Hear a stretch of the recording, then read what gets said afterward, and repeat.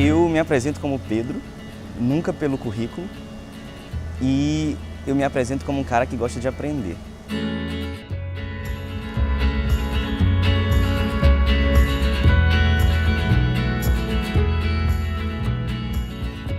Eu gosto de conversar. A coisa que eu mais gosto do mundo é sentar, conversar com você e aprender com você. E se eu tiver alguma coisa para passar para você, melhor ainda. Porque as pessoas sempre só lembram dos êxitos, sempre me apresentam pelos êxitos, mas toda vez que ela está falando um êxito, eu lembro 3 fracassos aqui na minha mente, porque foram eles que me levaram adiante. Eu estudei no Instituto Dom Barreto, em Teresina, e o diretor da escola, o professor Marcílio, ele tem uma frase que me marcou muito, e ele falou: nunca queira ser melhor do que ninguém, mas dê o melhor de si mesmo. E essa frase foi toda a tônica da minha vida. Eu te confesso que eu nunca tive a intenção, ou o objetivo, ou uma obsessão de estar ali em primeiro.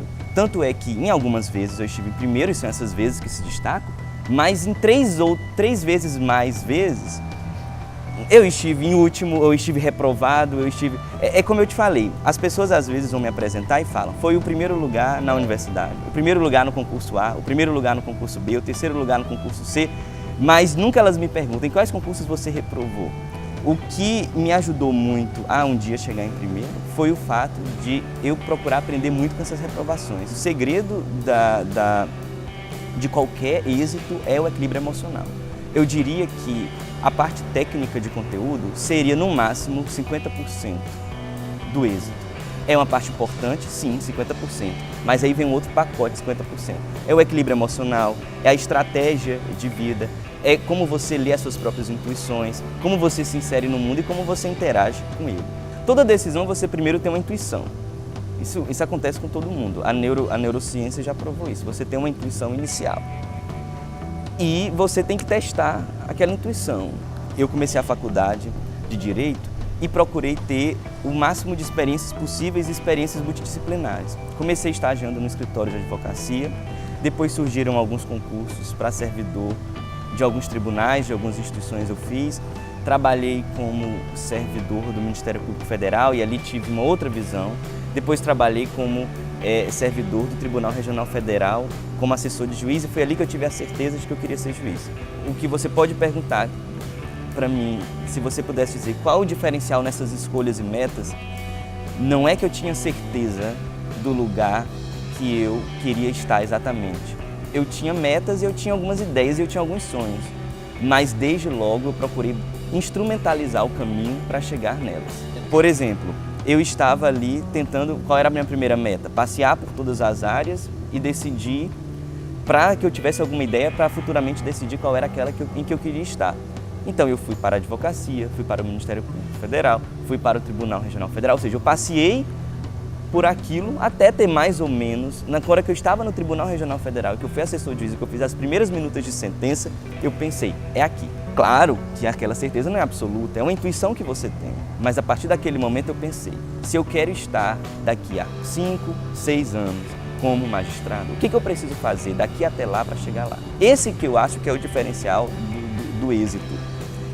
É você não esperar o momento exato. Eu vejo alguns colegas, alguns estudantes que falam: eu quero ser juiz daqui a 5 anos, mas eu vou me formar e aí eu vou ter algumas experiências e depois de uns 3 anos eu vou começar a estudar e depois que eu começar a estudar, depois de uns 3 anos eu começo a fazer o concurso.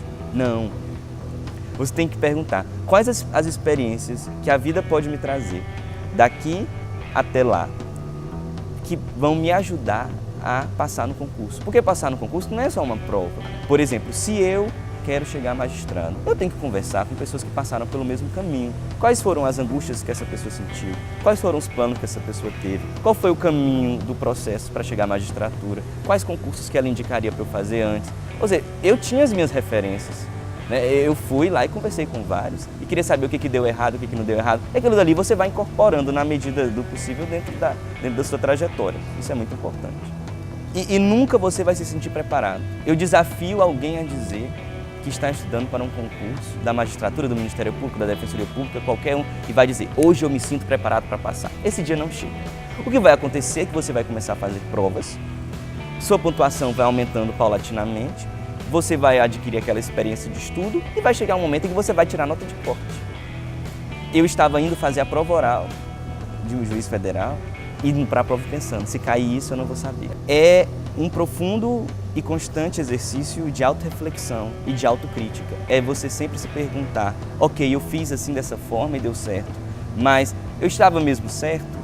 O que o outro lado tem a me falar? O que outras pessoas têm a me dizer? Qual a experiência que outras pessoas trazem? É você aprender com os outros e aprender consigo. Eu quero dizer que foi uma honra, né, conversar com você, responder essas perguntas, contar um pouco da minha experiência, até para desmistificar um pouco, né, a visão que algumas pessoas têm de que ele é ele é um nerd superdotado e não é um ser humano. Não é bem isso. É um ser humano complexo, incoerente, defeituoso, como qualquer outro, cheio de angústias e que vai caminhando nessa tentativa e erro da vida e trazendo algumas experiências. E como eu disse para você, o segredo de tudo é essa vontade de aprender. Quando nós temos essa vontade de aprender, essa disponibilidade de interagir, a vida vai nos levando.